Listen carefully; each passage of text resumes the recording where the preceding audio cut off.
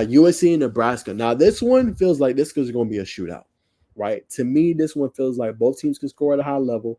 Both defenses are a little bit compromised. I know there's been games Nebraska defense has played well. You look at the beginning game of the season against Cincinnati, 2017 victory. But I feel like this one, with the dynamicism of both of the quarterbacks, you look at the Dylan Raiola, you look at obviously um, um, Jaden Mayava. Like, you got two guys who can really throw that ball and make it tough. I think you will see definitely a couple of turnovers in this game. You look at USC Bishop Fitzgerald leads the nation right now, y'all, in interceptions with 5 so far this season.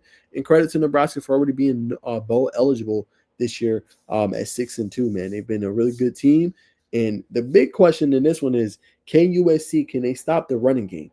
Just a few weeks ago before they bye, remember, Jeremiah Love ran for 228 on them boys, and Jadarian Price had 93 yards rushing. They had, I think, nearly closely to 400 yards rushing.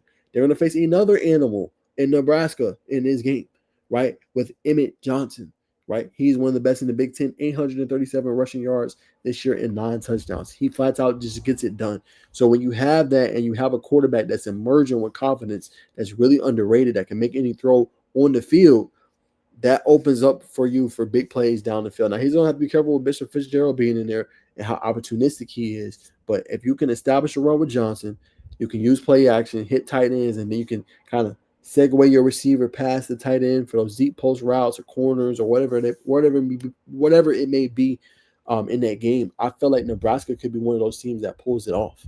I really do, because they can play ball control, keep USC off the field, turnover here or there for Nebraska against USC could be all she wrote in that one. Now, look, USC has a potent offense, right? We know they can run the ball. We know they got Mayava, got the best probably wide receiver duo in the country in Makai Lemon and Jacoby Lane.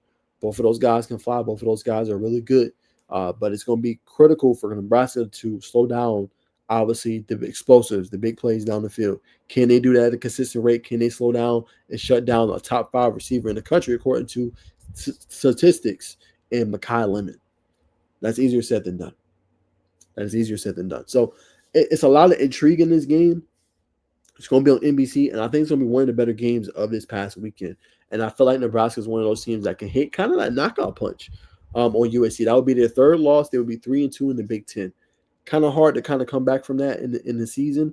But luckily for USC, they've had their losses, but they've been able to keep ranked, which helps out obviously Notre Dame and them defeating them. So this is like a trap game for me, and I feel like Nebraska is going to be ready. Matt Rule and that offense is going to be ready, and I think they're going to be able to create the plays that Dylan Raiola needs in order to get the ball back to him. So I'm going with Nebraska upset win over USC. I'm going to go shootout, 34-31 win, late field goal, knocks off the Trojans, hands them their 3rd loss of the year, and Nebraska moves to 7-2, saying, hey, we're 7-2, 4-2 in the Big Ten, we should be in, obviously, ranked, and we should be in that college football playoff conversation.